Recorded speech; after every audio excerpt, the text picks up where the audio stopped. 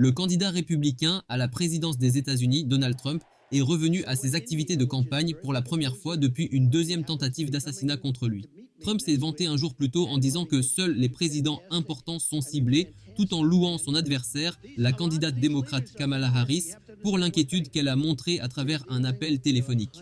L'ancien président américain a pris la parole lors d'un rassemblement devant ses fervents partisans à Flint, une ville industrielle qui était autrefois le centre de l'industrie automobile américaine dans la ville fluctuante du Michigan, avant que les usines ne ferment en raison de la concurrence étrangère.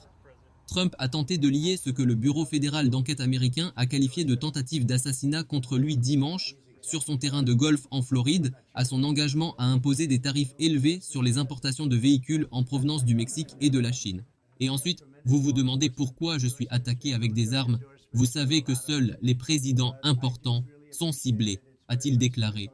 Le candidat républicain a dit que l'homme soupçonné d'avoir tenté de le tuer était un adepte de ce qu'il a appelé la rhétorique du président Joe Biden et de Harris, qui insiste sur le fait que Trump représente une menace pour la démocratie américaine. La rivale de Trump aux élections, la vice-présidente américaine actuelle, Kamala Harris, qui a fait campagne dans un autre État indécis, la Pennsylvanie, a déclaré mardi qu'elle avait contacté l'ancien président après l'attaque ratée. J'ai parlé avec lui pour voir comment il allait et je lui ai dit ce que j'ai dit publiquement, il n'y a pas de place pour la violence politique dans notre pays, a exprimé Harris.